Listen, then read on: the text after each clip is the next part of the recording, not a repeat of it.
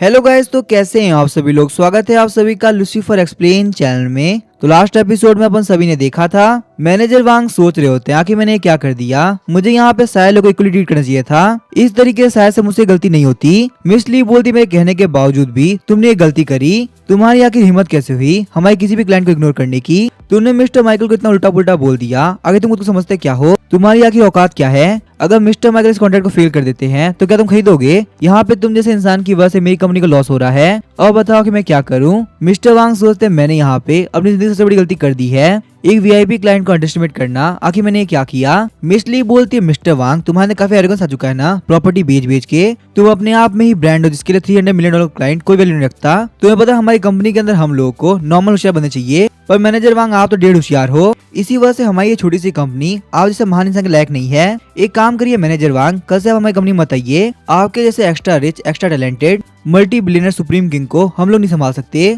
हमारी कंपनी इतनी लायक ही नहीं है कि वो यहाँ पे आपको जॉब दे सके। आपको जो समझ में आता ना वो करो, पर कल से हमारी कंपनी आने की कोई जरूरत नहीं। अचानक से हम देखते घुटनों पे आते हुए मैनेजर वांग रोने लगते हैं। मैनेजर वांग बोलते एमडी मेरे छोटे छोटे बच्चे हैं, बड़े बड़े माँ बाप है, मेरे घर के ऊपर लोन है, कार के ऊपर भी लोन है, मेरी एक बेटी जो कि काफी बीमार रहती है, इसी वजह से उसके ट्रीटमेंट के लिए मैं एक्स्ट्रा मेहनत करता हूँ। मानता हूँ मैंने यहाँ पे 1.5 वाला काम किया है और मुझे काम नहीं करना चाहिए था। इसकी वजह से हमारी वीआईपी क्लाइंट को काफी बुरा भी लगा और मैं मानता हूँ मेरी गलती की कोई भी माफी नहीं है, पर प्लीज मुझे माफ कर दीजिए। आप जानती है ना मुझे यहाँ पे जॉब की जरूरत है। अगर आपने मुझे यहाँ पे इस कंपनी से बाहर निकाल दिया ना तो कोई मुझे काम नहीं देगा। शायद लोग बोलेंगे इस लाइन की मोस्ट वैल्यूएबल कंपनी से बाहर निकाला गया हूँ, तो पक्का से मैंने बहुत बड़ी गलती करी होगी। मिस ली बोलती वैसे मैं सही बोलूँ ना, तुम्हें एरोगेंट बनने से पहले सोचना चाहिए था कि तुम्हारी फैमिली है, तुम्हारे बहुत सारे लोन है और तुम्हें यहाँ पे इस जॉब की बहुत ज्यादा जरूरत भी है। असलियत में हम यहाँ पे एक बिजनेस कर रहे हैं, कोई चैरिटी नहीं। हम यहाँ पे तुम्हारी प्रॉब्लम समझे और तुम्हारे वीआईपी क्लाइंट भगाओ। ऐसा महान व्यक्ति ना हमें नहीं चाहिए। तुम्हें जहाँ नौकरी मिलती है वहाँ लो, हमें कोई भी दिक्कत नहीं है, पर प्लीज तुम हमारा पीछा छोड़ दो। मैं तो बोलूं चलो अगर मिस्टर माइकल वीआईपी क्लाइंट नहीं भी होते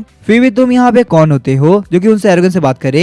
एक 2 करोड़ के मैनेजर की इतनी औकात कि वो यहाँ पे हमारे कस्टमर को ऑफेंड करे। वैसे भी कस्टमर चाहे छोटा हो या बड़ा वो भगवान का रूप होता है। मैनेजर वांग बोलते मिस्टर माइकल प्लीज मुझे माफ कर दीजिए। मैंने यहाँ पे आपको ना आपके अपीयरेंस जज कर लिया, वरना मैं यहाँ पे आपके साथ में ऐसा कभी बिहेव नहीं करता। प्लीज मुझे यहाँ पे एक चांस दे दीजिए। मेरी फैमिली का सवाल है, लोन वाले मेरा घर मेरी गाड़ी सब ले जाएंगे, मेरा पूरा का पूरा करियर आपके ऊपर डिपेंड करता है। सिर्फ यहाँ पे एक बार के लिए मेरी गलती को माफ कर दीजिए ना। वहीं हम देखते हैं मिस इरन डर के मारे कांप रही होती है। मिस इरन सोचती है कि मैं क्या करूं, अगली बारी पक्का से मेरी है। मैं यहाँ पे कैसे करके ट्राई कर रही थी कि कस्टमर को सही से हैंडल करूं, पर मैनेजर वांग बार बार मेरे बीच में आ जा रहे थे। उन्होंने यहाँ पे खुद की नौकरी के साथ साथ मेरी नौकरी भी खतरा लेके आ गए। माइकल बोलते हैं मुझे यहाँ पे कुछ कहना है। आपकी जो फीमेल सेल्स एजेंट है ना ये काफी कमाल की है, इसको नहीं पता मैं कौन हूँ, उसके बावजूद इसने मेरे साथ काफी अच्छा बिहेव किया। मेरे हिसाब से आपको यहाँ पे सेल्स एजेंट को मैनेजर बना देना चाहिए, ये काफी लायक है। मिस ली बोलती है बिल्कुल भी दिक्कत की बात नहीं है, अगर आपने यहाँ बोल दिया तो पक्का से ये मैनेजर बनेगी। मिस्टर माइकल क्या यहाँ पे हम लोग प्रॉपर्टी के बारे में बात कर सकते हैं।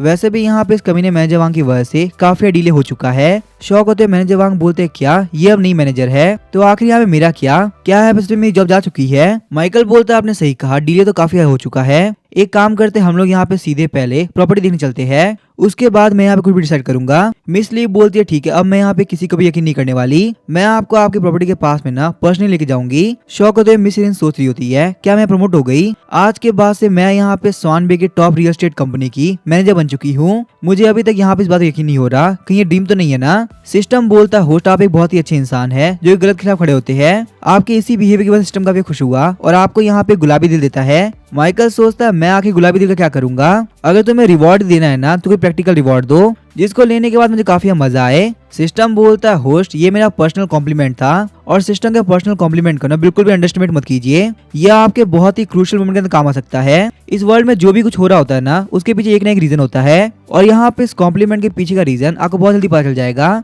माइकल बोलता सिस्टम सच में तुम काफी चालाक हो। कभी कभी यहाँ पे तुम्हारी बातें मुझे बिल्कुल समझ में नहीं आती, लेकिन यहाँ पे जो भी कुछ आगे होने वाला है ना वो मैं तुम्हारे पर छोड़ता हूँ। हालांकि मुझे यहाँ पे पर्सनल कॉम्प्लीमेंट की जगह पे कुछ कमाल का रिवॉर्ड चाहिए होगा, तो मुझे बिल्कुल भी डिसअपॉइंट मत करना। सीन शिफ्ट होता हम लोग को स्वान बे के लग्जरी विला का एंट्रेंस का सीन दिखाया जाता है। गेट खुलने के साथ ही वहाँ पे सारे सर्वेंट बोल रहे थे मास्टर हम आपका वेलकम करते हैं। मिस ली बोल रही थी सारे लोग आपके विला के बटलर है, यही लोग यहाँ पे आपकी सिक्योरिटी और आपकी प्रॉपर्टी का ध्यान रखेंगे। आप यहाँ पे जो चाहे वो इन लोगों को बोल सकते हैं, वो लोग पक्का से करेंगे। एक तरीके से मान लीजिए आप यहाँ पे इन लोग के एम्परर है। मिस्टर माइकल बहुत ही जल्दी हम यहाँ पे आपके लिए ऑटोमेटिक गेट लगा देंगे, जो कि आपको पहचानने के साथ ही अपने आप ही खुल जाया करेगा, और बिना आपकी परमिशन के कोई भी यहाँ पे एंटर नहीं कर सकता। ना ही आज और ना ही कभी भी। आपकी सिक्योरिटी के लिए हम लोगों ने यहाँ पे टॉप सिक्योरिटी कंपनी के लोग हायर कर रखे हैं जो कि कॉम्बैट और वेपन्स को यूज करने में काफी कमाल के हैं। तभी हम देखते हैं वहाँ पे एक बंदा प्रॉपर्टी सर्टिफिकेट लेके आ गया होता है। मिस ली बोलती है मिस्टर माइकल आपके प्रॉपर्टी सर्टिफिकेट और सारे डॉक्यूमेंट रेडी हो चुके हैं, आप यहाँ पे उनको एक बार चेक कर लीजिए।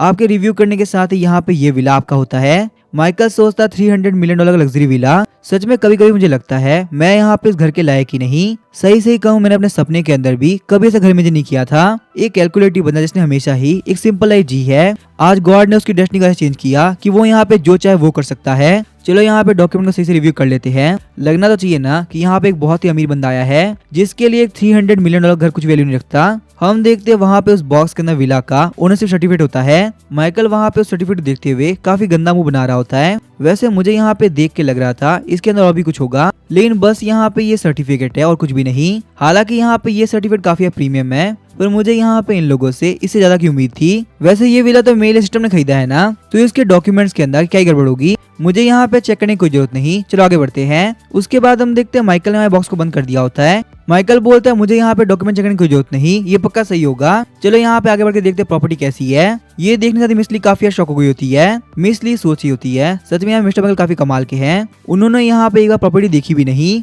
वैसे यहाँ पे एक मिस्टीरियस टाइकून से मैं क्या ही उम्मीद कर सकती हूँ, एक ऐसा बंदा जिसने यहाँ पे 300 मिलियन डॉलर की प्रॉपर्टी को एक बार नहीं देखा, उसको आगे क्या ही डर। वैसे भी यहाँ पे उसे धोखाधड़ी करने की हिम्मत किसके अंदर है, जो भी उसे धोखा करेगा ना उसको बर्बाद कर सकता है। वो तो बहुत अच्छी बात है कि मैं यहाँ पे टाइम रहते आ गई, वरना आज यहाँ पे मैनेजर वांग ने ऐसी हरकत कर दी थी जिसकी वजह से मेरी कंपनी हमेशा हमेशा के लिए बर्बाद हो जाती। मिस्टर माइकल को ऑफेंड करने की पावर हमारे अंदर बिल्कुल भी नहीं है। मिस ली बोलती है मिस्टर माइकल चलिए आप मेरे साथ में, मैं आपको यहाँ पे प्रॉपर्टी घुमाती हूँ। आप यहाँ पे सामने जो देख रहे हैं ना, यही है आपका विला।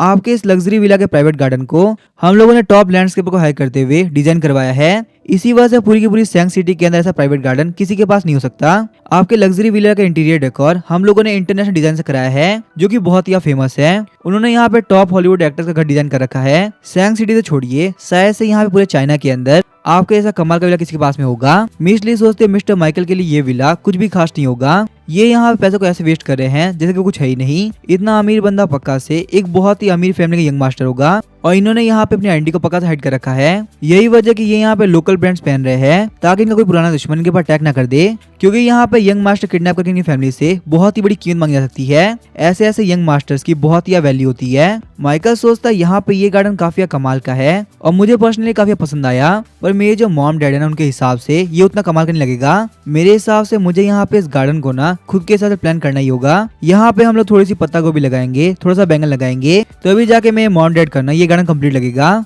वरना बोलेंगे ये क्या गार्डन है जिसके तरफ फूल पत्ती लगी हुई है, अगर हमको हमारे गार्डन सब्जी नहीं दे सकता तो क्या मतलब। वैसे यहाँ पे ये लग्जरी विला काफी बड़ा है, हम इसके साइड साइड में ना कद्दू भी लगा सकते हैं और थोड़े बहुत अंगूर भी, ये काफी बेटर लगेगा। वैसे यहाँ पे आगे जो स्पेस है ना उसके अंदर करेले भी काफी अच्छे लगेंगे। हालांकि यहाँ पे ये डिसाइड में मॉम डैडी करेंगे, तब तक के लिए जो भी है ठीक है। मिस ली बोलती मिस्टर माइकल मुझे बात बताइए क्या आपको यहाँ पे कुछ भी दिक्कत लग रही है, अगर यहाँ पे कोई भी दिक्कत है तो हम डिजाइनर को बोल के यहाँ पे पक्का चेंजेस करा देंगे। हमारे वीआईपी क्लाइंट की कही भी हर एक बात हमारे लिए काफी वैल्यू रखती है, और हमारी जो रियल एस्टेट कंपनी है वो यहाँ पे हर चीज को फॉलो करेगी। माइकल बोलता है 1 मिनट को मैं यहाँ पे भी चेक करके बताता हूँ। वैसे मुझे यहाँ पे देख के लग तो रहा था कि यहाँ पे थोड़ी बहुत दिक्कत तो है। साथ ही माइकल सोच रहा होता है यहाँ पे बहुत सारी चीजें हैं जो कि बिल्कुल भी प्रैक्टिकल नहीं है, तो इसी वजह से इसको रीडिजाइनिंग काफी जरूरत है। भले यहाँ पे जगह को टॉप डिजाइनर डिजाइन किया हो, पर भी मजा नहीं आ रहा। अगर मेरे पेरेंट्स को यहाँ पे कंफर्टेबल नहीं लगेगा तो मेरे लिए 300 मिलियन डॉलर कोई वैल्यू नहीं। अगर ये जगह मेरे पेरेंट्स को पसंद आ रही है तब ठीक है, पर जैसे कि मैंने कहा कम से कम यहाँ सब्जियां तो लगानी पड़ेगी।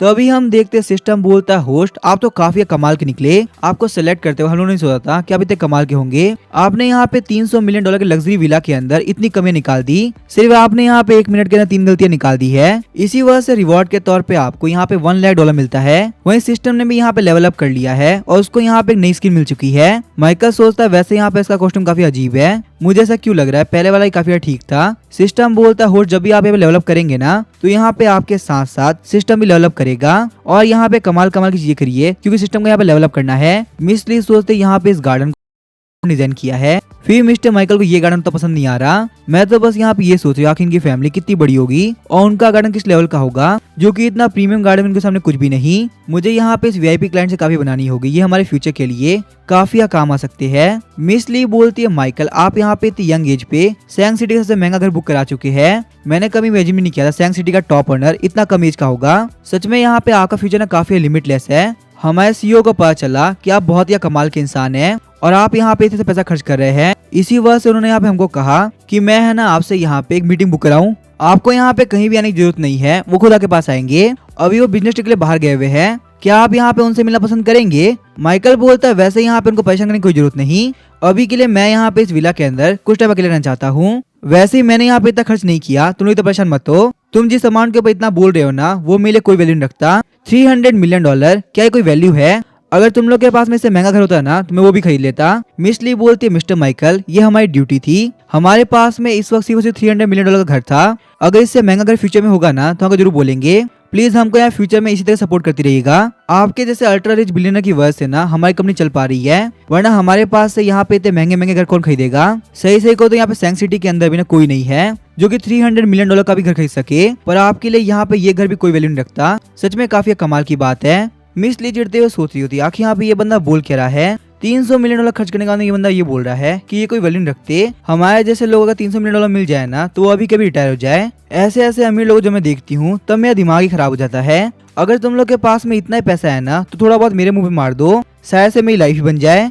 और आखिर इस बंदे की फैमिली कैसी होगी जो इसके पास इतना सारा पैसा है? क्या यहाँ पे ये बंदा कोई कंट्री का मालिक है? आखिर मैं यहाँ पे चाइना में बैठे बैठे क्या इमेजिन करूँ। चलो मैं यहाँ पे सबसे पहले इनको इनके विला के लेके आती हूँ, क्योंकि इनके साथ थोड़ी देर और रुकने से ना मेरा दिमाग पक्का से खराब हो जाएगा। मैं मिस्टर माइकल का स्पेंडिंग नेचर बिल्कुल बर्दाश्त नहीं कर पा रही, और जैसे कि वो यहाँ बोल रहे हैं ना पैसे क्या ही होते हैं, खास कर वो। उसके बाद मिस ली बोलती है मिस्टर माइकल आप यहाँ पे अंदर एंट्री कीजिए, आपका लग्जरी विला आपका कब से इंतजार कर रहा है। सीन शिफ्ट होता हम देखते एक लेडी बोलते अंकल जैंग आगे वो विला किसने खरीदा? $300 मिलियन का विला। मुझे उम्मीद नहीं थी कि ये कोई भी खरीदेगा, और सच में यहाँ पे सैंग सिटी में कुछ लोग ऐसे हैं जो इसको खरीद सकते हैं। और उस बंदे की एज ना बहुत ही कम है। इतनी कम एज होने के बावजूद उसने यहाँ पे $300 मिलियन का विला खरीदा। मैंने उसको देखा था, वो मुश्किल से आप ही की के दिख रहा था। शौक होते वो लेडी बोलती है क्या मेरी एज का? पर आखिर यहाँ पे इतनी यंग एज में उसके पास में इतने सारे पैसे कहाँ से आ गए? अंकल जैंग बोलते हैं मिस अगर आप बोले ना तो मैं यहाँ पे उसके बैकग्राउंड का पता लगाता हूँ। मुझको बस यहाँ पे 1 से 1.5 घंटा लगेगा और पता चल जाएगा। आगे पास में यहाँ पे हर एक बंदे की इन्फॉर्मेशन होनी चाहिए।